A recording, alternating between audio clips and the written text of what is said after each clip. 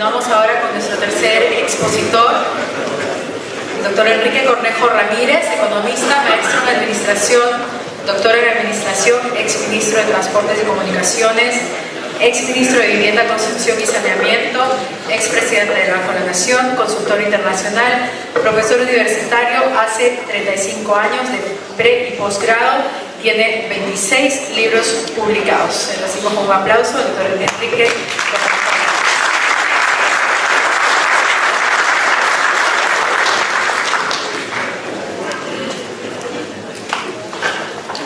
Muy buenas noches. Yo sí voy a tratar de cumplir exactamente el tiempo. En primer lugar, muchas gracias por la invitación. Y en segundo lugar, felicitaciones por generar en medio de un debate político, porque una campaña política es eso, genera debate político y está bien, un espacio de debate técnico. Creo que los políticos tenemos que aprender a generar espacios para que escuchemos a los expertos. Y los expertos también tienen que tener la habilidad de generar condiciones políticas para que se puedan desarrollar sus buenas recomendaciones. Y creo que este espacio es uno de ellos y por eso los felicito. Como tengo 20 minutos nada más, entonces voy a limitarme a hacer algunas reflexiones. No voy a hacer un planteamiento general de lo que tenemos. Sí los invito a revisar en la página web nuestra, donde está nuestro plan integralmente. Pero creo que este es un excelente momento para pensar sobre Lima, su situación, su futuro. Pero permítanme, esto no es peyorativo. Creo que hay tan buenos estudios que a nivel de acción debemos dejar de ver a Lima como una visión pequeñita, como una visión de aldea. Muchas de las formas y las acciones que tomamos como decisiones políticas en la práctica no recogen lo que dicen los estudios. Yo voy a limitarme solamente al tema del transporte en un momento para demostrar lo que estoy diciendo. Pero también quiero decir como segunda reflexión general que ha llegado el momento pues de mirar a Lima en una perspectiva grande, una perspectiva de metrópoli que queremos que sea, o que ya en la práctica a su manera va a gestarnos. Y porque tenemos algunos desafíos muy concretos. Queremos llegar a los Juegos Bolivarianos del 2019 o queremos que nos quiten la sede. ¿Queremos tener la celebración del Bicentenario como nos merecemos? ¿O queremos llegar corriendo y haciendo obras a último minuto para ver si cumplimos algo del protocolo? Mi experiencia pública, he tenido 3 oportunidades de estar en experiencia pública, es que en la gestión pública hay que ser transparente, subrayo lo primero, eficiente, por supuesto, y yo le agrego rápido. Cada día y cada mes y cada año que pasa sin tomar decisiones sobre lo mucho que sabemos que hay que hacer, nos cuesta más. Y lo peor, lleva a varias generaciones a no disfrutar de los resultados de lo que pensamos hacer. Yo creo que la política de este tiempo, y en Lima en particular y en el Perú, también debe postular no solo hacer obras, sino hacerlas de tal manera, con tal rapidez, pero bien hechas, que la generación actual también las pueda disfrutar. Y eso es pensar en las personas al hacer política pública.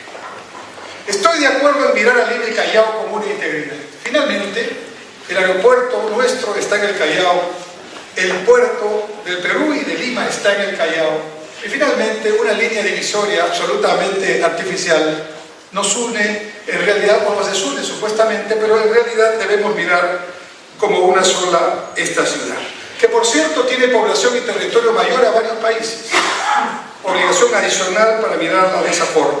Somos la única capital de América del Sur que tiene mar.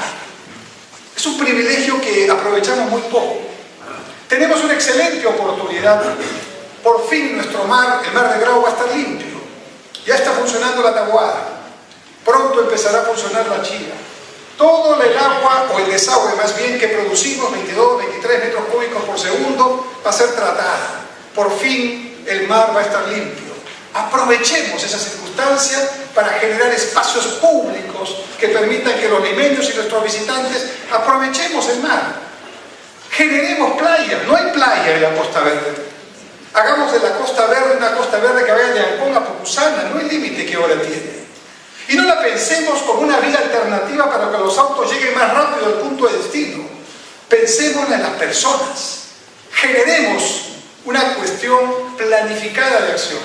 Si la línea 2, tema que puedo discutir en otro momento, va a generar 35 kilómetros de 25 metros de profundidad, ustedes saben mejor que yo toda la cantidad de tierra que va a salir de allí. Muy bien, de frente a la zona de la Costa Verde para ampliar y ganar espacio al mar y generar de esa manera una manera concreta de solucionar el problema que no sé por qué no se ha solucionado hasta ahora de los acantilados y de los taludes no estabilizados. El primer día que yo llegue al municipio de Lima, los convoco. Hago un concurso para que vengan los especialistas y que digan técnicamente cómo estabilizar los taludes. Yo sé convocar a los técnicos. Cuando fui ministro de Transportes, trabajé con los profesionales más destacados que encontré y convoqué a muchos otros independientes. Y hay taludes 10 veces más complejos en la Irsa Norte, que va entre Paita y Olivaguas, que están absolutamente estabilizados. Y entonces yo no veo que eso sea un problema técnico, ni financiero. Es un problema de tomar la decisión y convocar a lo que sabe. Y luego veremos qué hacemos. Si estabilizamos el talud y provocamos que frente al malecón hayan espacios verdes ganados obligatoriamente para que nadie se perjudique, de repente podemos hacer que en esos taludes haya inversión privada que pueda lograr el objetivo y finalmente generar empleo e ingresos también, sin tocar la playa, por supuesto. Y de repente podemos hacer espiones para generar de alguna manera esa playa que todavía no hay. Se van a molestar un poco los tablistas, pero los tablistas tienen excelentes zonas para hacer tabla un poco más al norte o un poco más al sur. En consecuencia, mi punto es: tenemos que dejar la visión pequeña, la visión cortoplacista, la visión segmentada de las acciones que hay que tomar en Lima, y tenemos que mirar a Lima como lo grande que es y que debe ser y que nos merecemos que sea. Ahora quiero tocar el tema del transporte porque por casualidad cuando llegamos estábamos en ese tema. Este es un ejemplo de cómo la visión pequeña ganaba. Fíjense ustedes, lo que ahora se llama reforma del transporte, estoy de acuerdo con toda reforma. Estamos en tal nivel de caos que hay que hacer definitivamente muchas cosas simultáneamente. Como ustedes saben mejor que yo, una ciudad que tiene 3 millones de habitantes ya debe tener una solución de transporte rápido y masivo. Lima y Callao tienen cerca de 10. Si contamos cuando tenían 3 millones de habitantes, entonces estamos 40 años atrasados. Esa es la mala noticia. Porque claro, hacer obra grande en medio de una ciudad, y créanme que yo lo sé, irse al norte, irse al sur, obras en el puerto del Callao ganándole espacio al mar, línea 1 del tren eléctrico que por suerte me tocó dirigir, son obras, por lo menos el tren, que se hace en medio de una ciudad que está, digamos, trabajando, viviendo, que no deja de actuar. Es diferente hacer una obra a tiempo, cuando tienes los espacios, cuando no tienes las interferencias, cuando de alguna manera puedes hacer lo que tienes que hacer bien. Aquí tú no sabes lo que vas a encontrar, ¿no? Y yo aprendí, cuando fui ministro de Transportes, que el mejor expediente técnico no existe. Puede haber un expediente técnico bastante bueno, pero nunca vas a poder tener la perfección en cuanto a encontrar qué es lo que hay adentro, qué retos te presenta la geografía o el suelo, etcétera, etcétera. Y por lo tanto, hay que tener la capacidad de ir con una gestión flexible para adaptarse a los requerimientos de cada obra. En transporte, tomamos la decisión, tardíamente, pero tomamos la decisión de seguir el modelo colombiano, el modelo de los COSAC. Tenemos ahora un COSAC, todavía no ha empezado a hacer concesión. No ha empezado la concesión porque todavía falta terminar las obras. Un COSAC. Bogotá tiene 8 COSACs funcionando. ¿Saben cuál es el problema que hay en Bogotá en este momento, mi querido Lucho? ¿Sabes cuál es el problema en Bogotá? Tú lo sabes mejor que yo. El problema en Bogotá es que ahora quieren hacer metro. Y resulta que ya no pueden hacer el metro con la facilidad y a los costos que corresponden porque llenaron de COSAC Bogotá. Y entonces nosotros tomamos el modelo del COSAC y lo aplicamos aquí con el metropolitano. Y claro, por supuesto que el metropolitano, frente al caos que tenemos, es una opción que nos ahorra 30 minutos, nos ahorraba. Porque ahora los 30 minutos que ganamos cuando estamos dentro del bus, los perdemos en la hora que hacemos cola para llegar al bus. Colapsó. Y no podría ser de otra manera, los números son clarísimos. Un alimentador como este Corredor Azul, estamos hablando de 8.000 personas día recorrido. Un segregado, como es el metropolitano, podemos estar hablando de 18.000, 19.000 horas día recorrido. Y un metro, estamos hablando de 60.000, 70.000, 80.000 recorridos. Por lo tanto, los números son clarísimos. El sistema de transporte rápido y masivo que una ciudad como Lima necesita urgentemente debe basarse, y de una vez, digámoslo, en el estructurador que se llama el Metro de Lima y Callao, que tiene por el momento 6 líneas desarrolladas, pero que con toda seguridad tendrá 10, 12 cuando esto siga caminando. ¿Cómo lo hacemos? Yo tengo ahí una propuesta. Tuvimos una experiencia que no fue una experiencia rápida, tuvimos nuestro aprendizaje como Estado. El aprendizaje por el medio del cual perdimos algún tiempo en la línea 1, aparte de los tiempos políticos que impidieron que esto continuara, fue que no podemos trabajar con un riesgo alto una obra de esta envergadura. Y entonces decidimos dividir el riesgo y planteamos un concurso oferta, que todo el sector privado trabaja. Yo sugiero que las líneas futuras, la 2 ya está con su propia concesión y su propio modelo, pero a mi juicio se va a demorar mucho. Si hacemos bien la 3, la 4, la 5 y la 6, las hacemos antes que la 2, por concurso oferta. Y de manera tal que podamos, con todos los cuidados necesarios, garantizar por lo menos que 18 a 24 meses de concursos, porque hay concursos dobles cuando se hace el sistema tradicional, ya no se hagan y se garantice muchas cosas que no es el momento de comentar, pero que ya están debidamente, digamos, demostradas. Entonces, el metro es el estructurador. Los corredores segregados de buses son complementarios, los alimentadores cumplen su función, los sistemas de taxis organizados, los trenes de cercanías, que yo fui el primero en plantear en esta campaña y ahora veo con bastante agrado que me están diciendo casi todos los candidatos. Y además lo acabo de leer en este plan 2035. Muy bien, trenes de cercanías, perfecto, pero con visión integral. Ahora voy a la crítica. Estamos haciendo un corredor azul o un corredor azul. ¿Alguien se ha preguntado por qué el corredor tiene ese trazo? ¿Alguien se ha puesto a pensar que el trazo del llamado corredor azul en el tramo entre Arequipa, Garcilaso y Tacna es el mismo trazo de la línea 3 del metro de Lima y Callao? De la 3. ¿Alguien le ha dicho a los señores que han ganado el concurso de la concesión, que está empezando en prueba blanca, que dentro de 2 o 3 años van a tener una menor demanda que la que le han dicho que van a tener?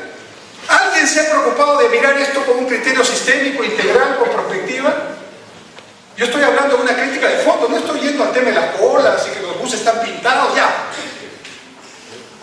Estamos en un ambiente técnico, digamos las cosas como tienen que decirse. Y entonces yo digo, este es un ejemplo de cómo no deben hacerse las cosas. Pero peor todavía, cuando se han discutido los trazos del metropolitano y del tren eléctrico, a veces la discusión ha estado quién debe ser el que debe marcar la pauta. Y se ha cometido el tremendo error de hacer el trazo del metro línea 2 en función de los criterios del metropolitano. Señores arquitectos, es como si ustedes dijeran que la estructura y el sótano tienen que estar en función del segundo o tercer piso, algo así. Y entonces, realmente esto es un problema. Cuando dentro de algunos años la línea 2 esté funcionando, ¿no? Alguien va a preguntarse ¿por qué no hay estación en el Estadio Nacional? ¿Y saben cuál es la respuesta? No hay estación en el Estadio Nacional, en la línea 2, porque el municipio pidió que la estación se acercara a la estación central del metropolitano. ¿Me pueden creer? Y ahí está, ya está así. ¿Alguien se ha preguntado ese cambio de trazo qué significa en términos prospectivos de visión sistémica? Que ya no se puede hacer la vía expresa norte, que está proyectada. Así como tenemos la vía expresa sur, que lleva el San Juan hasta la Panamericana Sur, hay un proyecto para, en el término del Paseo Colón, ¿no? donde se termina la vía expresa actualmente, se haga un sumergido, ese sumergido vaya hasta Alfonso Ugarte y hasta Alfonso Ugarte tome la Panamericana Norte. Ya no se puede hacer, porque el trazo de la línea 2 ya cortó la curva correspondiente. ¿Alguien se ha puesto a pensar en esos temas? En consecuencia, el tema de transporte es un excelente ejemplo de cómo no tenemos que hacer las cosas. Ya ha llegado el momento ya de tener una visión sistémica, una visión integral, una perspectiva de largo plazo. Rápidamente, ¿cuánto me queda, por favor? Suficiente para hacer 2 o 3 reflexiones. Muy bien. Una reflexión sobre la Lima Ciudad Jardín, que no es jardín. Ustedes saben que la Organización Mundial de la Salud dice que debe haber al menos 8 metros cuadrados por habitante. El promedio en Lima, en los distritos más, digamos, verdes, puede estar bordeando los 5, tal vez un poco más metros cuadrados. Y en los distritos menos verdes, 1, 1,5. En conclusión, tenemos un gran déficit. Yo propongo una cosa muy concreta y espero que ustedes estén de acuerdo o que me enriquezcan. Hay 19 petales chiquititas en Lima. 19 plantas de tratamiento de agua residual pequeñitas. Entre todas hacen casi 2 metros cúbicos por segundo, que es suficiente para regar todo Lima, parques y jardines. Yo propongo que el municipio de Lima haga un acuerdo con Sedapal, de manera tal, por APP, ya vemos cómo lo hacemos, pero no debe ser una inversión muy grande. Generamos una red de distribución para que esas petales que ya producen agua tratada, o desagüe tratado, o canal de regadío tratado, puedan distribuirse a todo Lima y generar una red propia de agua tratada para regar parques y jardines. Y no lo que ahora ocurre, que tenemos algunos parques regados por agua potable, ¿no es cierto? Pero además, si saquen nomás el costo de lo que significa ahorrar combustible de estos camiones que hoy llevan esa agua, cualquiera que sea, al respectivo parque. Una cosa muy concreta que se puede hacer rápidamente, que no cuesta mucho y que yo garantizo que si soy alcalde la hago inmediatamente. Efectivamente, por varios de los temas que hemos escuchado aquí, el próximo alcalde de Lima tiene la obligación de tratar con los 43 distritos, con el gobierno nacional en las instancias correspondientes, con la provincia de Huarochirí, con la provincia del Callao, y coordinar. Tenemos que aprender a escucharnos y a coordinar. No se hacen las cosas solamente porque se tienen que hacer. Hay que saber crear las condiciones y los espacios para consensuar. Y eso es lo que yo pretendo hacer en muchos de los temas. Y otro de los temas importantes, evidentemente, tiene que ver con el agua. Tenemos 1 millón de personas en Lima que no tienen agua potable. El tema de cobertura no está terminado. Pero además, en el colmo, tenemos una planta de agua potable en Huachipa que acompaña a la Tarjea, pero que no es utilizada en este momento porque falta el ramal norte para poder lograr que esto pueda funcionar. Además de la pérdida de 40% del agua potable que nos ha costado tanto traer de la otra cuenca, ¿verdad?, en el camino antes de que llegue a la casa. Y por último, la cultura del reuso. Ya que tenemos Tahuada y tenemos La Chira, empecemos a discutir, y ustedes, los técnicos y de todas las especialidades, empecemos a generar debates para ver cómo aceptamos usar agua reusada como en otros países y otras capitales. Quisieran tener muchas ciudades 1 o 2 metros cúbicos de los 20 y tantos que vamos a tener muy pronto tratados y enviados a mar. Ahí podemos lograr muchas cosas, desde agua para agricultura, desde agua para centros industriales y, ¿por qué no?, para uso personal. El otro tema importante es esta relación que escuché entre el Callao y Lima, pero también tiene que ver con el tráfico. ¿Todavía me queda cuánto? 2 minutos, lo hago. ¿No? Quiero generar antepuertos en las salidas de Lima y fundamentalmente en el área que viene desde la carretera central, para que los camioneros no se enojen y lleven igual sus containers a donde tienen que llevarlos, pero que no me lo lleven al puerto del Callao, ¿no? En el antepuerto me dejan el container, el ferrocarril central, con una pequeña adenda lo podemos hacer, llega hasta los 2 bueyes o los 2 terminales, el norte y el sur del Callao, y se acaba el problema de los camiones que nos invaden Lima y Callao con la carga necesaria para el puerto. Cabotaje, estoy de acuerdo, pero hay que cambiar la ley. Esa ley se hizo en teoría y hasta ahora no salió una sola empresa que aproveche la ley de promoción del cabotaje. Cabotaje es fundamental para poner el Callao en condición de hub regional. Y por supuesto terminales terrestres, ¿no? Y una cosa muy importante, pesos y medidas.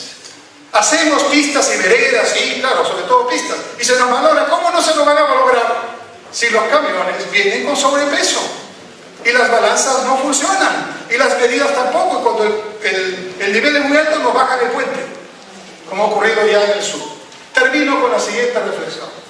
El próximo alcalde de Lima va a tener que liderar la construcción simultánea de 8 megaobras en la ciudad. 8.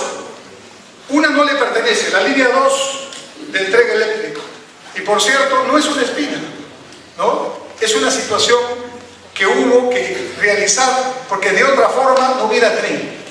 Así fue la cosa. En teoría, obviamente, es el ámbito metropolitano el que debería tener este tema, pero no funcionaba. En algún momento podremos discutir si eso puede volver al ámbito metropolitano. Por el momento construyámoslo, porque el metropolitano no tiene la espalda financiera para hacerlo. Bueno, la línea 2 del tren ya está. Muy bien. Ahora, las que dependen del municipio.